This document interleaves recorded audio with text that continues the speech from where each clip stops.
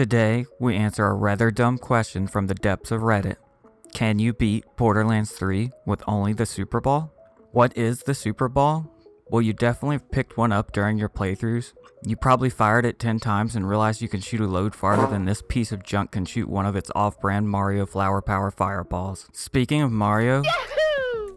This gun makes a sound so reminiscent of a chime from Mario. It has Nintendo's lawyers salivating on the edge of their seats. But Gearbox lawyers put up a spell of divine protection and put it in the game anyways. Rules are as follows. Number 1, only gun I can use is the SuperBall, and only the first SuperBall I get. So yes, it will be the same level 12 garbage all the way through. Number 2, grenades, shields, and artifacts must be of purple or below rarity. Number 3, if we find a legendary class mod, we can use it, but we may not go out of our way to find it. Spoiler, we didn't. Oh yeah. Number 4, just because I want to jam more balls in this playthrough than Adam 22's wife can fit in her mouth, and because I love as much torture as possible, I'm locking my action skill to the phase flare, aka Amara's ball. And this isn't the good Amara ball that you see MLG 360 no-scoping bosses in one shot that takes perfectly curated gear to achieve. No, this is the dumb fuck ball that has the same stair climbing prowess as Claptrap, and can literally get blocked by a beer bottle that some bandit decided to take a whiz in. I bet you all thought I was just gonna phase grasp and cheese this whole run, but you didn't know I like more pain than a weeaboo likes Bowsette's tits. Alright, enough explaining, let's get into this. Like always, I can't find a gun that can generate enough memes per second that I can find early on, so I have to palm strike my enemies all the way until I make it to the Meridian Metroplex. Good thing Amara borrowed Vaughn's ab roller, because she might have to crunch Shiv's head into a pancake if we are going to unlock Amara's globe of horrible tracking. After getting Amara's ball unlocked, it showed off its power, making me think maybe this run isn't going to be so bad. But that turned out to be the same bullshit a new employee at Taco Bell pulls. They seem great for about the first 10 minutes until you realize they didn't put any points into intelligence at the character creator screen. So yeah, it was great right up until we ran into the ball's worst enemy, a fucking tire wall. So what I thought was going to be a semi-easy run to Promethea turned into a rage-inducing slog of waiting for 10 minutes just to punch my ball out, and it getting stopped 20 feet short of my enemies because a fucking Lego was stuck in the carpet. How is it possible that I have the ability to conjure a heat-seeking, missile-shooting, hit you like a dump truck while you're driving a Barbie Power Wheel ball of pure energy, but I don't have the ability to make it go over or around the simplest bumps in the terrain? Now with Shiv gone and Vaughn rescued, it's time to fight the loudmouth marshmallow wannabe, Mouthpiece. Because he is just baby's first boss, and I'm pretty sure I could kill him with a rusty spoon, he fell without much pushback. Hell, he even gladly embraced Amara's balls like a mosquito to a bug zapper. No! Harry, no! Don't look at the light! I can't help it. Now that that's all over, we can leave all the OSRS noobs on Tutorial Island because my balls need a bigger challenge. So we make it to the big city and meet up with my side chick, Lorelei, to take back control of the Meridian Metroplex. So just like any sensible man role-playing as an Indian princess in a post-apocalyptic corporate-controlled world, I slap my balls around in the courtyard. I'm sure not a single one of these Maliwan soldiers ever thought their life would end right after they saw the most glorious abs in their life, and then immediately be crushed by the wrecking ball that she was riding, which seemed to be conjured out of thin fucking air. Lorelei gave us the keys to her cool-ass unicycle, but I thought to myself, if I'm out here slinging this much drip, I'm definitely going to attract the right kind of attention. So I took the car just in case I needed room to bring a couple fat bitches back home to mommy. Finally, I catch a whiff of Mario's fire flower on the air, and like a bloodhound with his nose to the ground, I track down Bear Noggin. Gearbox, can we quit this noggin shit? I'm one drop frame away from someone saying they also saw me on Epstein's Island. Okay? Okay. Good. So you might have thought getting the gun would be the easy part, right? Well, you would be fucking wrong. This is where my death counter started spinning up faster than a gas pump during Thanksgiving. Now you see, kids, the reason that joke is funny is because of price gouging during the holidays. Oh, okay. Not only because his shield would regenerate in between his ball massage sessions, but also because of the damn ratches. I mean, who thought mixing a rat and a roach would have been a good idea? Did this science experiment win Galaxy's most anti-good award? Jesus Christ, you would have thought Moe's would have killed them all by now. But I guess roaches really can survive a nuclear blast. Every time I would get the little shit cornered, palm striking his fat little head into the wall, a pile of ratches would start trying to eat my ass. And not in the way Gen Z eat ass either. I don't think these bastards use any tongue at all. Then, on one attempt, out of nowhere, they decided to bring in their queen, who was highly resistant to palm strikes, and that just gave the Baron Noggin a chance to zip away on his hoverboard like some Back to the Future bullshit. Even once we got the strategy down, he must have been throwing that thing down the toilet as soon as we dropped down into his Ninja Turtle sewer hideout, because we had to kill him 7 damn times to even get him to drop it. But finally, I must have caught him off guard because he dropped Mario's workshop creation, and the SuperBall was now mine. Is that it? Yes, sir! Oh yeah! Next we hear Krieg's flesh horn in the distance. So we knew his bay must be in danger, so we packed our shit and put our jockstrap on to hold all these balls in place, and put our tray tables in the upright and locked position, and headed to Athena's to give her a hand. After smashing into the planet on a Campbell's soup can Ellie calls a drop pod, we make our way through the city. All things considered, and keeping the fact our projectiles move at half past the speed of smell, it didn't seem too bad, but for how long? We meet up with Ava, who has taken the role of certified door opener away from Claptrap for this installment of Borderlands. Really, Ava? Really? You couldn't just let him have this one thing, could you? So we finally run into the guy that's been yelling in our ear for the last 20 minutes, who must have just found Homestar Runner about 30 years too late. So I donned my strong bat outfit and went to battle. Trant must have been upset about the mech last time, as he was resistant to all my flavors of balls, until it dawned on me that I completely lost focus on the origin of my story, and I had the ability to switch my ball back to shock therapy. It's easy to lose focus when you discover how great freezing your balls can be. After this realization, I knew I had outsmarted my opponent, and so did he, because he stood in the electrical storm and took the L like a gentleman. Checkmate, good sir. Check and mate. The astute viewers at home might be wondering, didn't he skip Gigamine? No, I didn't forget, he just stood still and died. No need to write 2 novels about a small man getting beat up by a guy role-playing as a girl. Now Reese sends us to an asteroid because he said there was one ball that was bigger than ours. The American in me must have bled through my pores because immediately the freedom voice in my head told me if it's bigger than mine, I must take military action against it. I found out that balls float further in space, which is huge plus for my current situation. I also contemplated on why don't I need an Oz kit in space. I guess only the weak Australians need such simple-minded things as air to survive in a vacuum, but who am I to judge a country that can't even make their toilets flush in the correct direction? So we shot the Costa Concordia down. The Costa Concordia.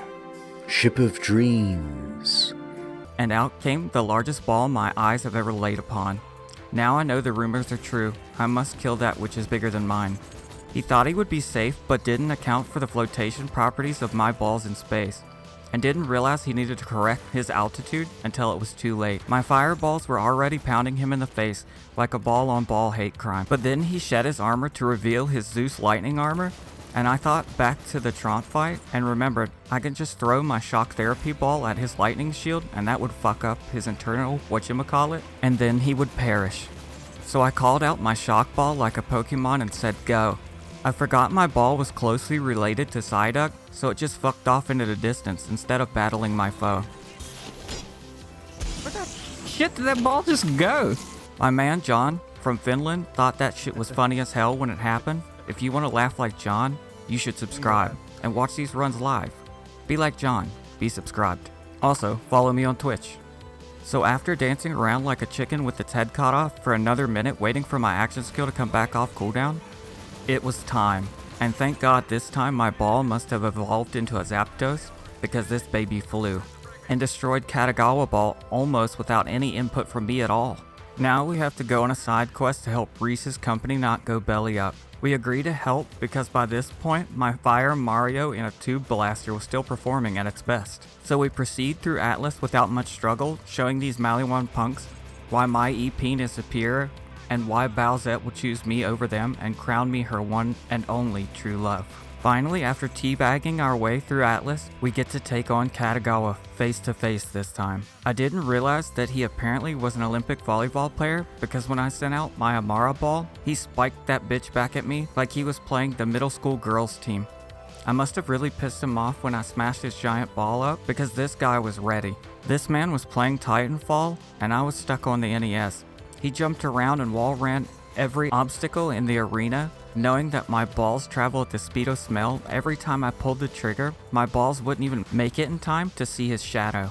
As ashamed as I am to admit it, Katagawa outplayed me, and after knocking me down, he retreated outside of the range of my off-brand Mario blaster. He gave me the worst fate imaginable, making me watch my fight for your life counterfall while I stand helpless, wishing I would have at least picked a shitty gun that didn't have the trajectory of a Roman catapult.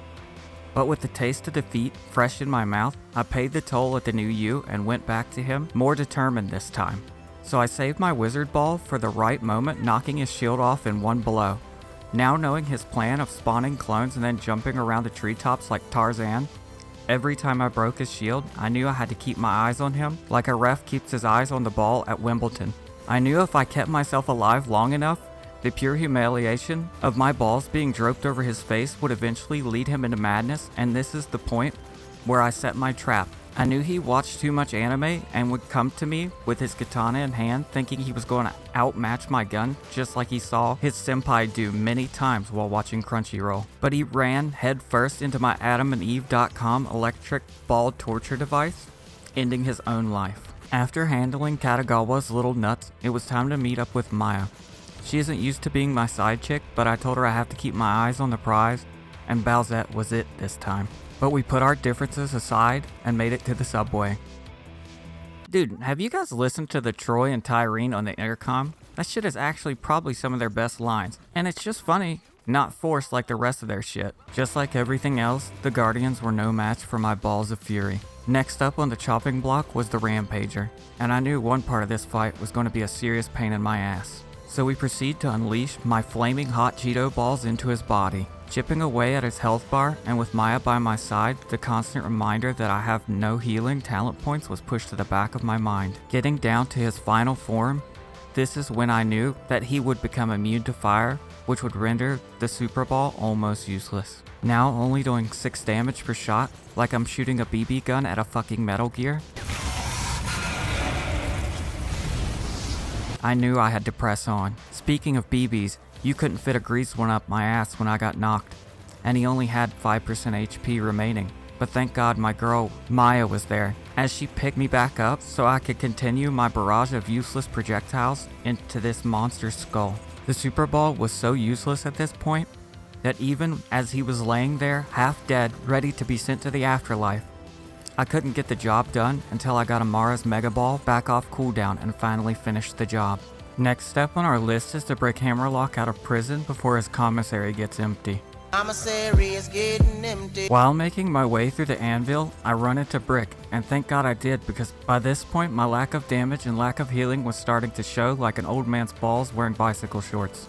Yeah, I can't really show that meme, but just watch Jackass. But we persevered with Brick picking me up off the ground like a bum picks up change. Finally making my way to the warden, I didn't know how to feel about this fight going into it, but it turned out that his armor was no match for my frozen Dippin' Dots. After the armor fell, the SuperBall did the one thing it does best, turn this piggy into barbecue. So I proceeded to kite this man around the room like a mage kites a warrior in World of Warcraft, and burnt him to ash. Now after saving Hammerlock, we head to the Jacobs estate. This is the point where I no longer had anyone by my side and the suck that is this challenge run started to set in. By the time I made it to the Anointed, my knockoff Mario Blaster was 10 levels below my enemies, which meant I was about to be savagely beaten by this Anointed for the next 15 minutes. He must have not wanted to be a part of the ball joke highlight reel, because just when I started to make progress on him, he teleported through a wall into the room with my spawn point in it, and proceeded to spawn track me like I was a 12-year-old on Xbox Live who learned his first racial slur. Finally, I spawned and he wasn't there, so thinking that maybe the game is showing me pity and letting me move on, I realized the door is still closed, so I had to hunt him down.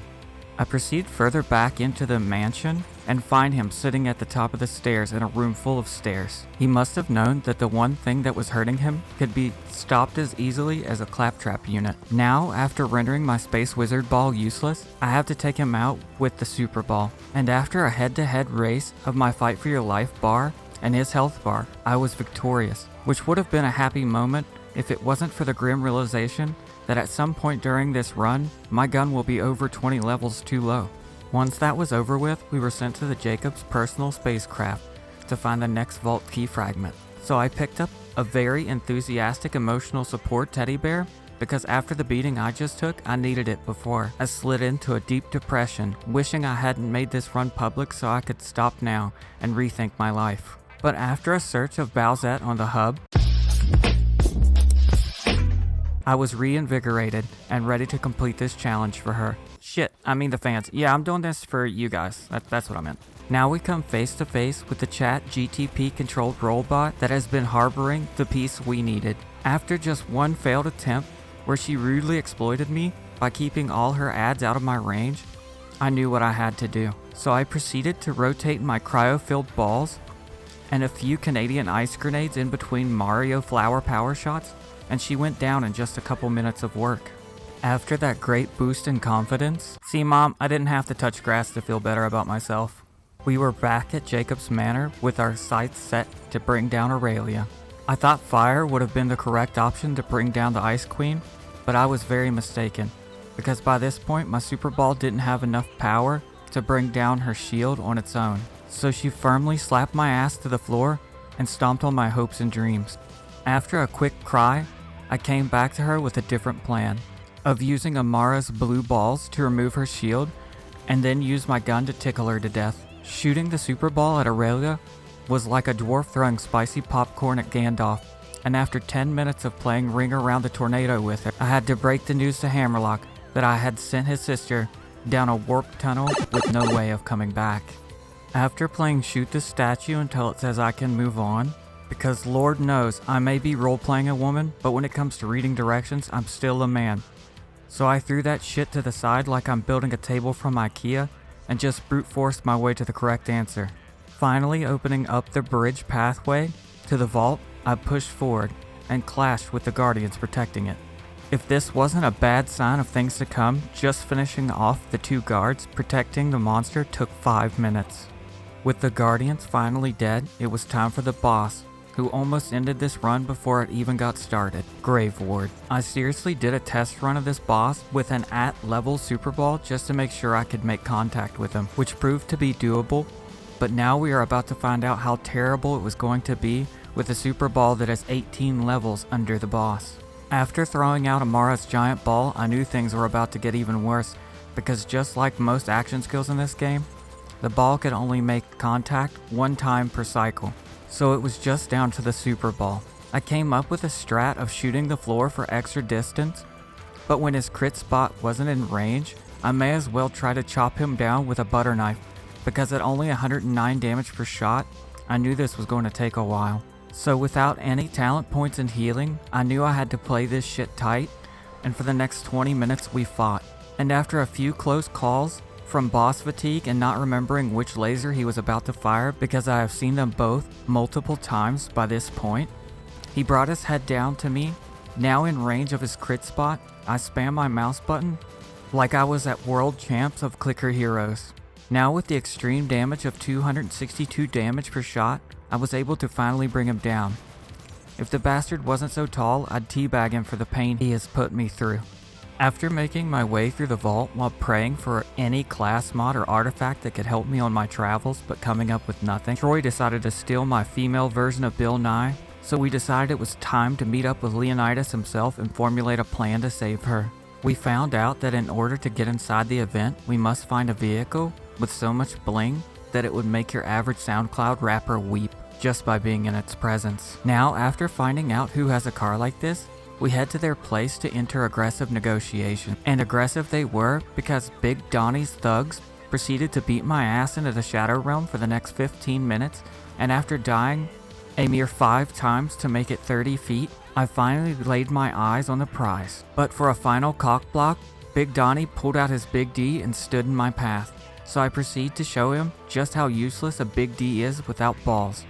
And once again my heat-seeking Dippin' Dots showed my enemies that I am not to be trifled with. After busting up Little Axton and his turret, the truck is mine. After being let in with my truck that would fit into a Snoop Dogg music video, I decided I was too weak to fight my way through Carnivora in any reasonable amount of time. And with the 10-hour mark of this playthrough closing in, I decided to channel my inner Zoidberg and scuttle the fuck out of there.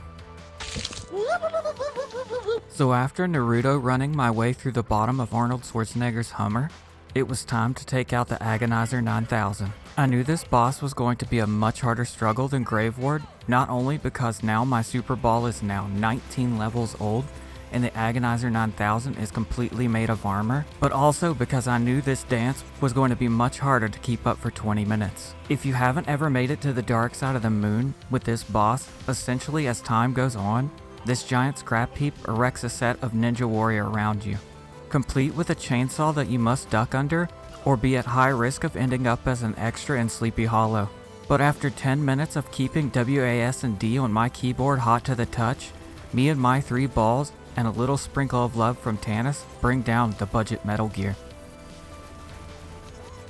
Tannis then wants us to go back to her old place and pick up her shit like she broke up with her boyfriend and is sending her friends to get her TV back. And of course the ex wasn't happy about it, so they chased us all the way back to our side of town. After getting back her refrigerator and TV, she apparently turned it into a flying machine. Because it launched her so high, the game didn't even render her taking off. But now with her flying powers activated, she had us drive to meet her so she could turn off the turrets. Couldn't I have just drove you here in the first place?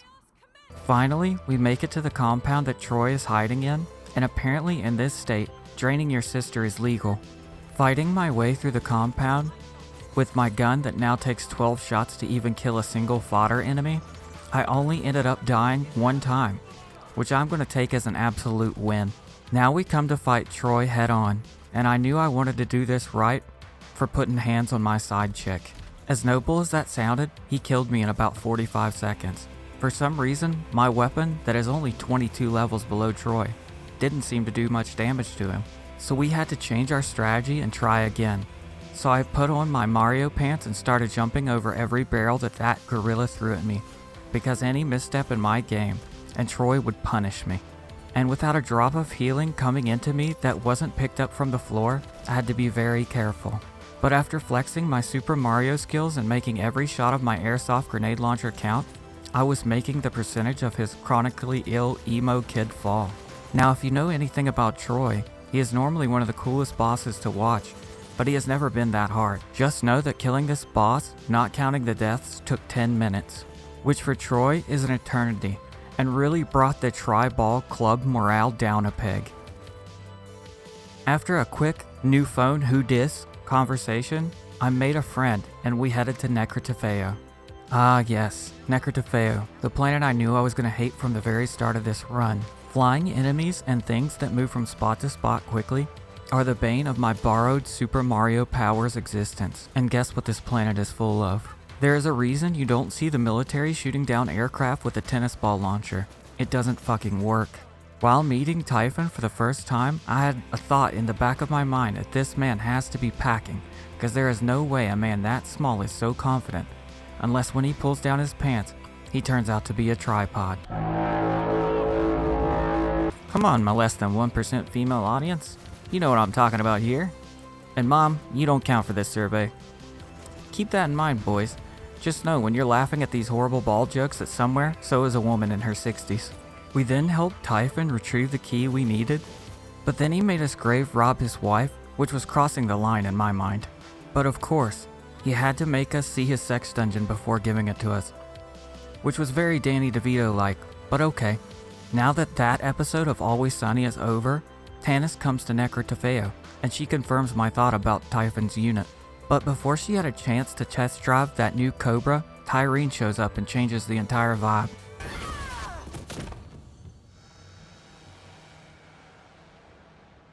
Tannis then opens a portal for me to follow Tyrene while promising me that this will finally lead me to the ultimate reward, my Bowsette. So I jumped in that bitch like the TARDIS, and I was on my way to take on Tyreen. Now before I do battle with Tyreen, there's something I've been keeping from her, because while we were on Necrotafeo, I leveled up enough to finally get points into sustainment, which would give me the small little edge I needed to take her down, with a weapon that is now 25 levels too low. However, she decided to package herself with flying enemies, which as I stated before, is the worst type of enemy for me to deal with while using a weapon with a projectile speed only equaled by the United States Postal Service. Every time she would put me in the dirt, these bastards would predict my shots as soon as I pulled the trigger, leaving me with a fight for your life counter so low it would make my asshole pucker. But as the battle raged on, there became a new problem. Even when I could kill these flying shit stains that constantly buzzed around my head, like I was Scarlett Johansson standing in the middle of a mosquito-infested swamp, they weren't dropping any fucking pistol ammo. So I had to call in Amara's giant ball to help do a lot of the heavy lifting with the boss's HP while I did everything I could using SuperBall to just keep myself alive. Once again, and really hoping this isn't going to become a common problem with these rage-inducing weapons, I couldn't shoot her through her tentacles to hit the G-spot on this baby. However, this time we wouldn't be making the beast with two backs, as there was only one mythical creature from me in this run. And had I been wearing a helmet like they did in the Great War, I would have stuffed that picture in there and tell all the guys that's the woman I'm fighting for. So after 15 minutes of slapping her with my balls and shooting her with Twinkies, Tyreen was now just another trophy to put over my mantle. If you're wondering how many times I said balls, 76 times, including this time as well. And just like that, we answered the question from the depths of Reddit. Can you beat Borderlands 3 with only the SuperBall? If you want to see this run uninterrupted, look for my past live streams playlist. Also, I'm going to start streaming on Twitch, so make sure you guys follow me on there. Links in the description. Thank you for liking and subscribing.